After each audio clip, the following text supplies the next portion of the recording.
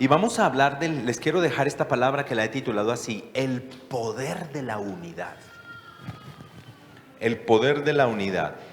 Y como la misma palabra lo dice, pues la unidad tiene poder, ¿cierto? La unidad tiene poder. ¿Qué pasa y por qué la unidad es poderosa? ¿Por qué cree usted que la unidad es poderosa? ¿Ah? Nos hace fuertes, ¿cierto? La unidad nos hace fuertes. ¿Qué más?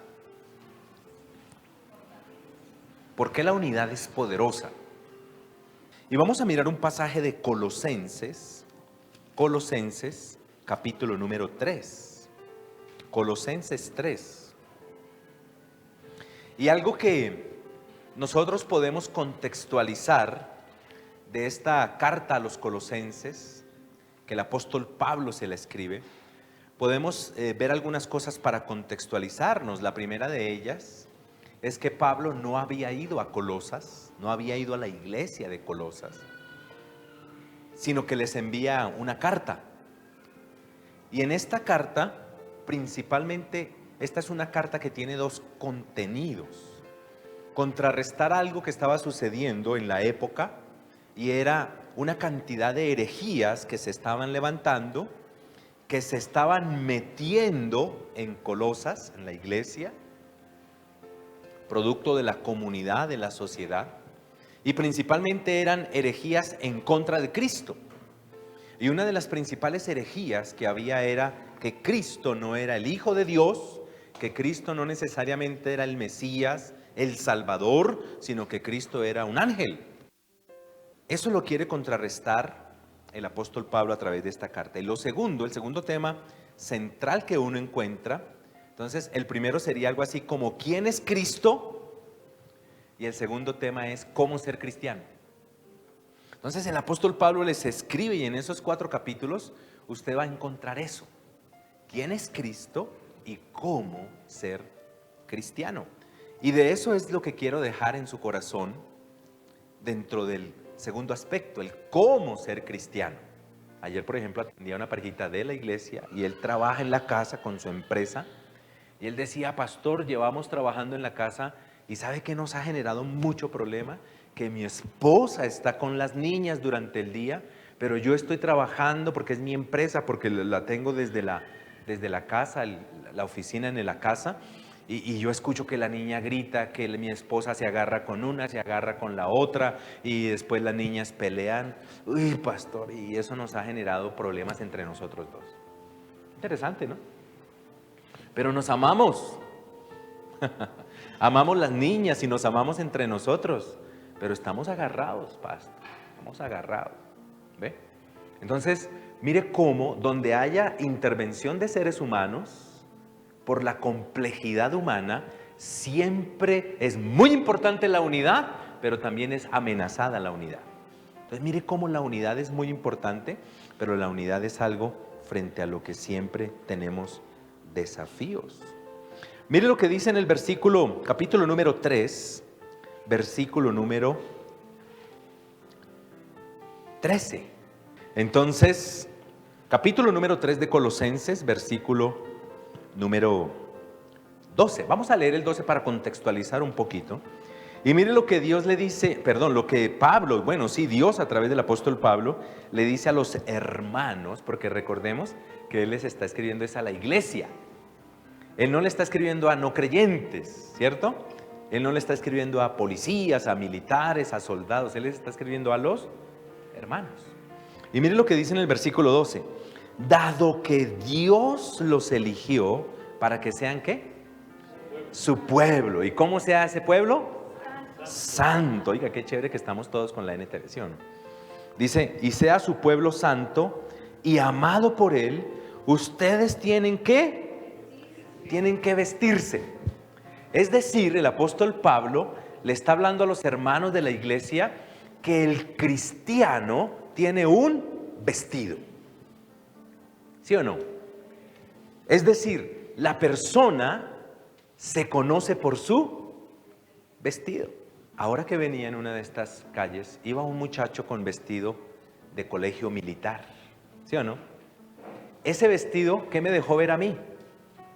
Que el muchacho es un muchacho de un colegio militar. Y el muchacho era un jovencito, iba caminando así todo. Porque yo me imagino que como los forman, ¿cierto? Él no iba caminando así, no. El muchacho iba caminando así todo bien puesto con su uniforme. Porque el vestido dice de la persona. Y aquí el apóstol Pablo le habla a los colosenses que el cristiano también tiene un vestido. Y que ese vestido va a hablar de nosotros. Como cuando usted ve un camuflado, es diferente al del policía, ¿sí o no?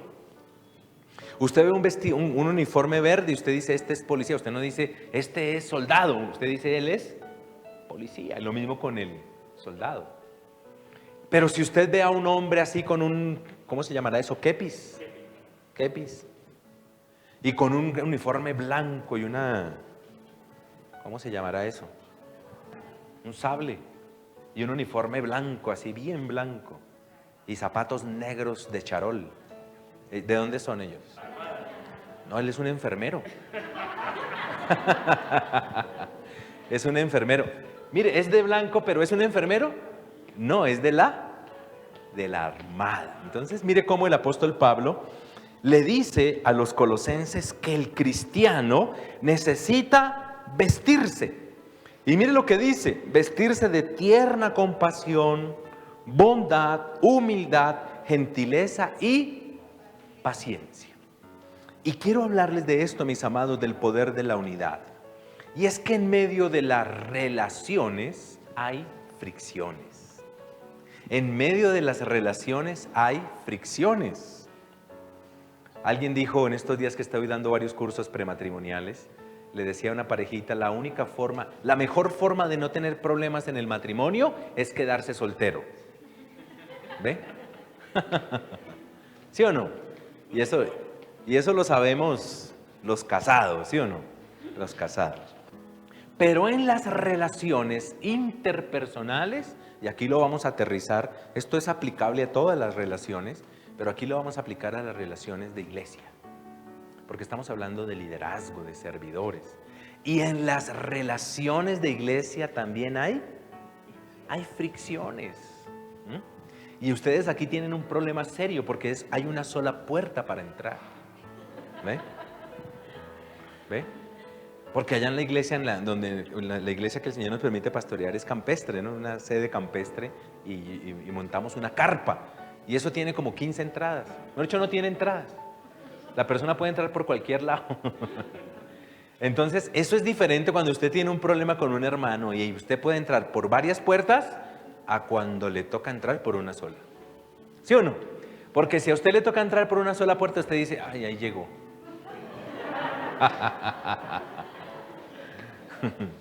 ¿Sí o no? Y el esposo le dice, ¿quién llegó? No, esa hermanita que, ay, Dios mío. Mis amados, mire, se lo voy a proponer de esta forma. ¿Cómo responder primero ante lo que no podemos cambiar? ¿Cómo reaccionar ante lo que no podemos cambiar o frente a lo que no podemos cambiar?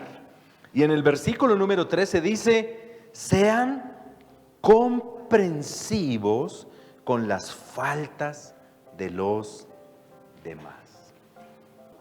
Esa palabra comprensión es nuestra reacción frente a lo que no podemos cambiar. Y a mí me gusta esa palabra comprensión porque mirándole ya en el original, en el griego, significa esto, soportar, tolerar o aguantar.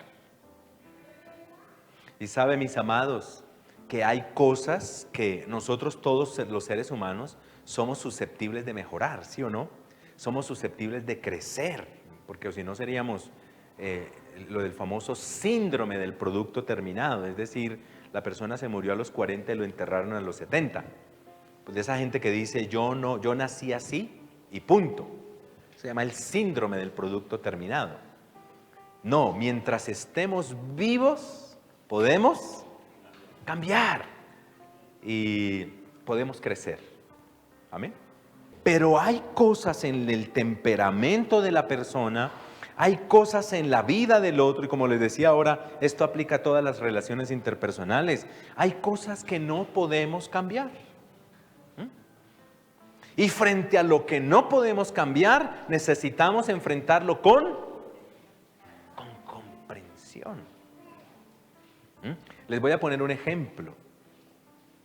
En la iglesia, la administradora de la iglesia, ella es una mujer que ya lleva trabajando conmigo 3 años y medio, ya va para 4 ahora en abril próximo. Y ella es una mujer que yo más me demoro en decirle por WhatsApp, por llamada o personalmente. Yo a veces le digo, por ejemplo, yo llego a la iglesia y le digo, uy, esa pared está sucia, ayúdeme y la pintamos. Al otro día yo llego y está pintada. Porque es supremamente diligente, es hiper mega diligente. Ayúdeme a averiguar esto, ayúdeme a cotizar. Sí, señora, a los 5 minutos ya está la cotización. Pero yo le hago una pregunta. ¿Todos los líderes en la iglesia son como ella?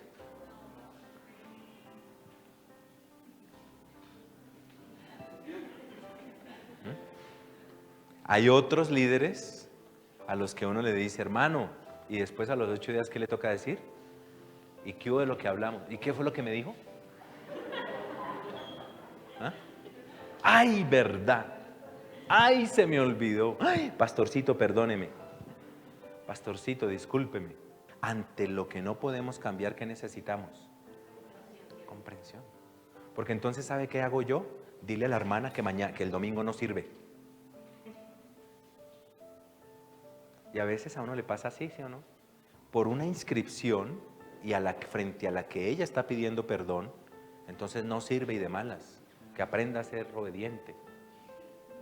Y a veces nuestras relaciones se rompen, nuestras relaciones se dañan. Amados, hay cosas por las que vale la pena pelear. Y hay muchas otras por las que no vale la pena pelear. ¿Sabe por qué? Porque frente a eso necesitamos comprensión, es decir, soportar, tolerar, aguantar. Ahora no es que usted se vuelva conchudo, ¿sí o no? Ay, el pastor Ariel dijo, sí, ve, pastor, aguánteme, sopórteme, toléreme, compréndame que siempre llego tarde. No, eso se puede cambiar. Me lo manda, yo lo atiendo, yo se lo atiendo. ¿Ve? Porque es que a veces en eso la gente aprovecha, ¿sí o no? Ay, la comprensión, mire, llegar tarde ¿es algo que se puede cambiar o que no se puede cambiar? Se puede cambiar. Entonces se necesita comprensión con límites. El líder del grupo familiar que no reporta, ¿eso se puede cambiar o no se puede cambiar? Se puede cambiar. Entonces, la clave en esto es no justificar cosas de mi carácter, vacíos de mi carácter que no he querido cambiar o en las que no he querido crecer, justificándome para que me comprendan. Ahí no aplica. Les voy a poner un ejemplo práctico. Mi esposa cocina riquísimo. A mí no me gusta la cocina. Hasta que un día nos sentamos con mi esposa y yo le dije, amorcito, mira, yo voy a hacer algo. Vamos a entrar a acuerdos para que no haya problemas. Entonces yo le dije a mi esposa, yo cocino cuando me toca y porque me toca, pero no lo hago con gusto. ¿Qué pasa si mi esposa no comprende eso? ¿Ah? Permaneceríamos peleando. Pero necesitamos ponerlo sobre la mesa, necesitamos hablarlo, necesitamos acordarlo y necesitamos tolerarlo. ¿Cómo enfrentar lo que debemos sanar? El apóstol Pablo lo dice ahí en el versículo 13. Y perdonen a todo el que los ofendan. Recuerden que el Señor los perdonó a ustedes, así que ustedes deben perdonar a otros. Mis amados, frente a lo que no podemos cambiar, comprensión, y frente a lo que debemos sanar, perdón. Perdón. Y la etimología de esa palabra, el significado griego de esa palabra, me llamó mucho la atención porque es soltar un prisionero. Mire qué tremendo. La implicación que tiene perdonar es soltar un prisionero o cancelar una deuda. Y es tremendo cómo el apóstol Pablo le dice a ellos: perdonen a todo el que los ofenda. Y dice esto: recuerden que el Señor los perdonó a ustedes. Así que ustedes deben perdonar a otros. Mis amados, ¿por qué en las iglesias hay tanta rotación de hermanos? ¿Por qué hay hermanos que, y en esta época sí que más, ¿no? Esta pandemia como que le pegó un sacudón a la iglesia a nivel general. ¿Y por qué mucha gente, amados, que está en la iglesia, y hablo de manera puntual, que sirven en la iglesia, terminan dolidos, amargados, resentidos y yéndose y cambiándose de iglesia? ¿Por qué? Cuando no debería de ser así. Los atajos nos sacan del camino. Huir no me lleva a ninguna parte. El conflicto es el umbral del contacto relacional. Pero por eso, y para eso el Señor nos dejó algo que Él mismo nos enseñó y algo que Él mismo nos modeló. ¿Y sabe qué es? Perdonar. Porque nosotros en esto a veces somos muy buenos enseñando y muy buenos predicando, pero poco practicando. A veces hay situaciones en el contacto del servicio al Señor que son conflictos esperados, las tres clases de conflictos: conflictos esperados, inesperados y provocados. En estos días, hablando con una parejita, le dije: si ustedes quieren servir al Señor, pero no quieren enfrentar problemas, están en el lugar equivocado. Porque liderazgo es sinónimo de problemas. Porque en eso es lo que se lo pasa a uno en el liderazgo, si no, ¿para qué no sería líder? ¿Ve? Liderazgo es sinónimo de resolver problemas, de enfrentar problemas. Y uno en el liderazgo se va a encontrar con situaciones esperadas, inesperadas y provocadas. Cosas que de pronto yo dije y no debía haber dicho. Cosas que hice y no debía haber hecho. Pero también cosas que aparecen de repente, problema. Pero también cosas esperadas. Cuando uno está en un equipo de servicio, en un ministerio, en un liderazgo en la iglesia, usted sabe que, ahora que decía el pastor David, que hacen las convocatorias, ¿no? Hacen las convocatorias para ingresar y servir. Algo que usted necesita entender: si va a ingresar, está ingresando o ya está, es que va a tener problemas. Y por eso el Señor deja la clave, y la clave para enfrentar los problemas no es huir. Hay un libro que nosotros trabajamos en el nivel 5 de liderazgo en la iglesia, el nivel que yo doy, y es un libro de la Global, que es Los Pacificadores. ¿Lo conoce, pastor? Los Pacificadores. El autor Ken Sand habla de la loma resbaladiza o la loma resbalosa. Y él dice que frente a los conflictos, el ser humano siempre tiene tres posibilidades: atacar, escapar o conciliar. ¿Ve? Y cada una de esas áreas tiene sus partecitas. Pero nosotros, cuando tenemos problemas, podemos atacar. Entonces atacamos al hermano, y es que si él sigue en el ministerio, yo no sigo; si él no se va, yo me voy, y mejor. No, esa es la forma de enfrentar los problemas. El Señor dice: perdonen, perdonen. Y dice: perdonen así como ustedes han sido perdonados. ¿Por quién? Por el Señor. ¿Qué tal el Señor cuando nosotros le hemos fallado dijera: quite de aquí, usted ya no sirve, pargo de aquí, tome su coscorrón y váyase de aquí? ¿Qué tal el Señor hiciera eso con nosotros? ¿Sabe quiénes estábamos aquí reunidos en esta mañana? Ninguno, comenzando por mí. Y qué bonito y qué satisfactorio para uno como pastor cuando uno los sienta ahí en la oficina pastoral Y uno ve a ese hermano que le dice, hermano, yo quiero pedirle perdón. Qué bonito, ¿verdad? Es cuando el otro le dice, ¿sabe qué? Yo lo perdono. Y se levantan y se dan un abrazo. ¿Uno cómo se siente como pastor? Realizado. Uno se siente realizado. Pero qué triste, como creo que le ha pasado a usted, pastor, qué triste es cuando hermanos de la iglesia y usted los quiere ayudar, los quiere orientar y trabaja el proceso de reconciliación, de restauración, y el uno le dice, perdóneme, y dice, yo no lo perdono. O le dice, sí, yo lo perdono, pero yo no puedo servir con usted. O sí, pastor, yo lo perdono, pero quiero decirle algo, me voy de la iglesia. Y uno queda cual aparta estudio de una sola pieza. ¿Sí o no? Queda uno ahí. Y uno a veces sale frustrado, ¿sí o no?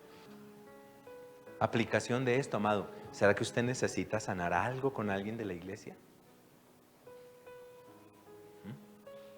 O yo espero que salga, que se pare y se vaya y voy detrásito. Porque como bien dijo el pastor, no hay sino una sola puerta. Qué vaina, ¿no? Pastor, ¿no ha pensado en otra puerta? ¿Y por qué es que yo no puedo entrar por donde ella entra? Entonces, mire, mis amados, qué interesante. La práctica del perdón. Porque el perdón es soltar un prisionero, pero también cancelar una deuda. Cancelar una deuda. Porque cuando yo no perdono, siempre estoy pasándole la factura al otro. Es que él me hizo, es que ella me hizo o no me hizo. El perdón. Versículo número 14. Dice la palabra, sobre todo vístanse ¿de qué? De amor, lo cual nos une a todos en perfecta armonía. Entonces, lo que debemos cuidar es el amarnos. El amar. Debemos cuidar el amar. Y el amar tiene que ver con expresiones, ¿sí o no? Expresiones de amor, actos de amor para con el otro. Algo más, lo que podemos tener, versículo número 15. Versículo 15. Y que la paz que viene ¿de quién? De Cristo gobierne en sus corazones. Pues como miembros de un mismo cuerpo, ustedes son llamados a vivir ¿en qué? ¿A qué somos llamados? ¿A vivir en qué? En paz.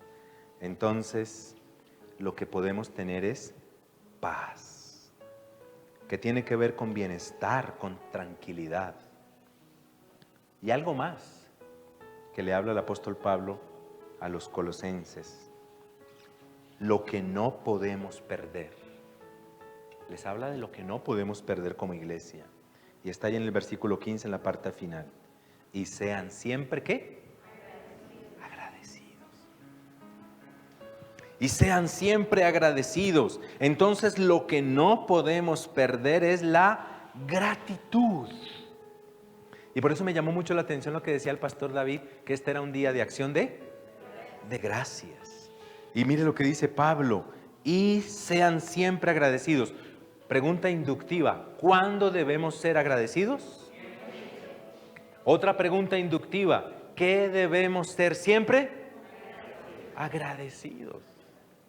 Y es interesante porque esa palabra agradecidos tiene que ver con amabilidad y buen trato. Mire qué interesante. Es decir, como una forma de agradecerte, te trato bien. Como una forma de gratitud hacia ti, tengo un trato amable. Y eso, ¿saben qué comienza? En cosas tan sencillas y básicas, pero poderosas, como me hace el favor y... ¿Me hace el favor? Hermano, ¿me hace un favor? ¿Me alcanza la silla ahí? No, pues para eso él es un servidor. ¿Cómo así que favor? No hay que pedirle favor. No, favor. Y después que hace el favor, ¿qué es lo lógico? Gracias. ¿Qué pasaría, mis amados? ¿Y qué pasa si nosotros en nuestro equipo de trabajo, en nuestro equipo de servicio, en nuestro liderazgo, en nuestro ministerio, tenemos gratitud, que es amabilidad y buen trato? ¿Cómo es el ambiente? ¿Será que la gente quiere estar ahí? ¿La gente quiere servir ahí? ¿La gente quiere pertenecer? Pero hablo con usted que es probablemente cabeza de un liderazgo, cabeza de un ministerio en la iglesia. Tenga mucho cuidado con el trato. El experto en liderazgo John Maxwell dice lo siguiente: ¿quieres conocer el carácter de alguien? Dale poder. Porque hay gente que cuando toma un liderazgo y se les da un liderazgo, de una vez se agranda, eso se vuelven como, no caminan sino levitan. Y un líder que quiere dejar huella necesita caminar, no levitar, porque si no, no deja huella. ¿Sí o no? Y por eso la palabra del Señor dice que no nos enseñoreemos de la grey que le pertenece ¿a quién? Al Señor. Sino que los tratemos con amor, como nuestros hermanos, con el buen trato. Hermano, ¿me hace el favor? Hermano, gracias. ¿Podría ayudarme aquí? Pero muchas veces nosotros en el liderazgo no tenemos gratitud, que tiene que ver con amabilidad y con buen trato. No podemos perder, amados, de vista el buen trato en el servicio.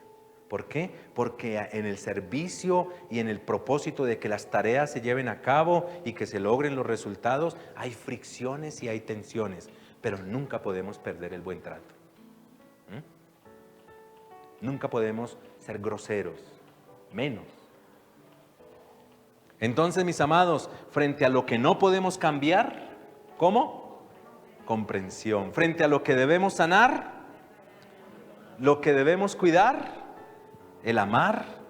Lo que podemos perder, la paz. Y lo que no podemos perder, la gratitud. Amén. La gratitud. ¿Qué pasa si un equipo de trabajo practica estos principios, como se pone ese overol? Porque ella hablaba de vestido, ¿no? ¿Qué pasa si nos vestimos de eso? ¿Cómo va a ser los equipos? Por ahí yo leí una frase el otro día que decía: la gente no renuncia a los trabajos, renuncia a sus jefes. Y eso es verdad. Si usted es un líder al que continuamente se le deserta la gente, no revise la gente, revísese usted. Y John Maxwell, que es experto en liderazgo, dijo así: antes de dirigirlos, debes amarlos. Amén. Que el Señor bendiga este precioso equipo de liderazgo. Que el Señor bendiga este precioso equipo de servidores. Amén.